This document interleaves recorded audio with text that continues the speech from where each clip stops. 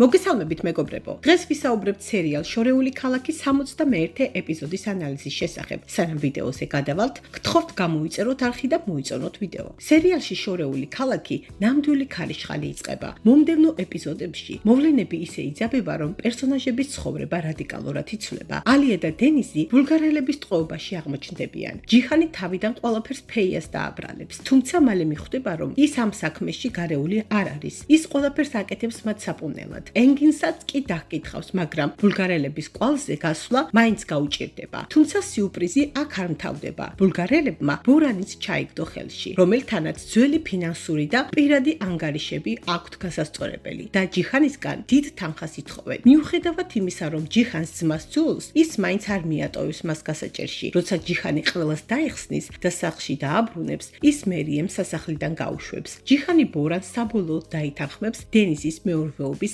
ალიასთვის გადაცემაზე. პარალელურად სადაქათი ფიქრობს, რომ სერხათი შესაძლოა მისი ნამდვილი შვილიშვილი იყოს და ფარულად დნმ-ის ტესტსაც გააკეთებს. შედეგები კი ყველას გააოცებს. აღმოჩნდება, რომ ბავშვი ჯიჰანის არ არის. აქ კი ჩნდება მთავარი კითხვა: ვისი არის ბავშვი? იქნებ ეს ბორანია. დიდი ალბათობით სერხათის მამა ბორანი აღმოჩნდება. ამ დროს მერიემი ნამდვილ სახეს აჩვენებს და ბორანთან თანამშრომლობაზეც კი არ იტყვის უარს. ოღონდ სასახლეში დარჩეს. ზერენსა და კაიას შორის კი ყინული დნება. კაია და ზერინი ისევ დაახლოვდებიან. კაია ცდილობს დაივიწყოს წარსული. შიმალთან და ზერინთან ერთად ბედნიერად იცხოვროს. ზერენსაც და კაიასაც მთელი გული სჯერათ, რომ შიმალი მათი ღვიძლის შვილია და ამაში ეჭვიც არ ებარებათ. თუმცა დნმ-ის ტესტის პასუხი მათ ყველა იმედს თავდაყირად დააყენებს.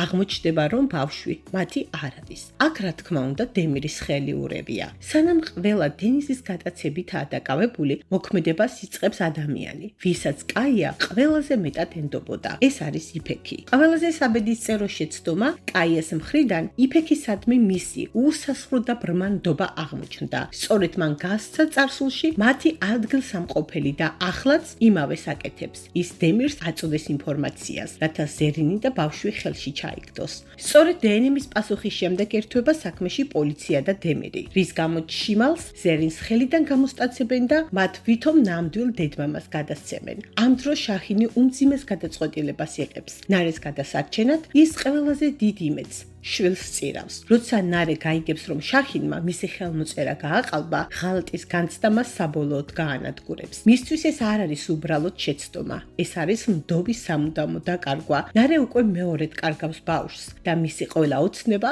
ერთ წამში ინგრევა. მას უკვე ჰყავდა ერთი ბავშვი დაკარგული და ეს მეორე შანსი იყო, რომელიც ასე ტრაგიკულად დასრულდა. მას შერჩეული ჰქონდა სახელი ბავშვისთვის შაჰინის დარქმევას აპირებდა, რაც მათი სიყვარულის სიმბოლო უნდა ყოფილიყო. ნარე შაჰინი ძალიან უყვარს, თუმცა ეს სიყვარული ერთად ყოფნისთვის აღარ არის საკმარისი. ნარე შაჰინის აქციელს ღალატად აღექვამს. ის განქორწინებას ითხოვს, რაც შაჰინისთვის მძიმე დარტყმა ხდება. მათი საერთო მომავლის იმედი კი აღარ არსებობს. დაშორდებიან თუ არა ნარე და შაჰინი საბოლოოდ და ვინ არის სინამდვილეში ბავშვის მამა? დაწერეთ თქვენი ვარაუდები კომენტარებში და არ დაგავიწყდეთ გვერდის გამოწერა, რომ არ გამოტოვოთ ყველაზე საინტერესო სიახლეები. შევხვდებით მომდევნო ვიდეოებში.